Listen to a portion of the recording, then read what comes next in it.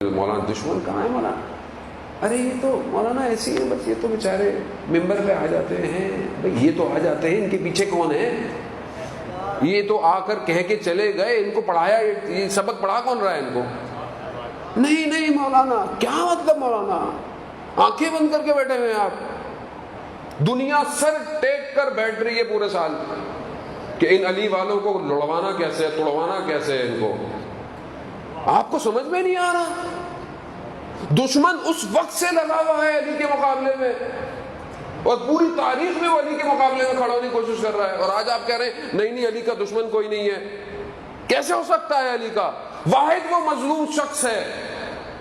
George جرداق مسیح اپنی کتاب کے اندر لکھتا ہے کہ مرنے کے بعد جس کے دشمنوں میں اضافہ ہوا ہے وہ صرف علی ابن ابی طالب ہے۔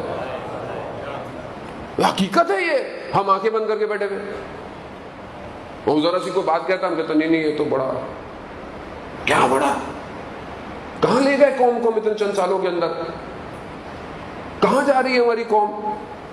اور وہ بیٹھا ہوا پلاننگ کر رہا ہے، اور ہم سب جب تک ہم خود ان نقابوں کو بے نقاب نہیں کریں گے، منافقوں کو جو ہمارے اندر ہیں، مومن نہیں ہے عزیزان محترم، مومن مرآت المومن ہے، مومن مومن کا آئینہ ہے، مومن کبھی بھی کسی مومن کو دھوکہ نہیں دے گا، مومن کبھی بھی کسی مومن کے لیے جھوٹ نہیں بولے گا، مومن کسی بھی مومن کو تکلیف نہیں دے سکتا، وہ مومن ہی نہیں ہے۔ مومن کس کو کہتے ہیں؟ کچھ کو کہتے ہیں مومن، ساری ڈیفینیشن جو ایمان لے کر آئے۔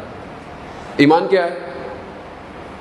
کل کا کل ایمان کل کے کل کفر کے مقابلے میں جا رہا ہے۔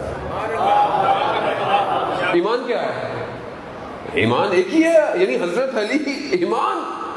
اب یہ جب میرے دل میں ہے اور آپ کے دل میں بھی ہے تو میں کیوں آپ سے لڑوں گا؟ آپ اس سے کیوں لڑیں گے؟ تو پھر جو لڑ رہا ہے، لڑوا رہا ہے، وہ کون ہے؟ کون ہے وہ؟ خود میں سوچوں، خود سوچوں۔ علی والے جوڑتے ہیں، توڑتے نہیں ہیں۔ تو سمجھ لے، جو بھی تفرقے کی بات کرے، جو بھی لڑانے کی بات کرے، جو بھی دوریوں کی بات کرے، وہ علی کا نوکر نہیں ہے، وہ کسی اور کا نوکر ہے۔ جو ہو سکتا ہے آپ کی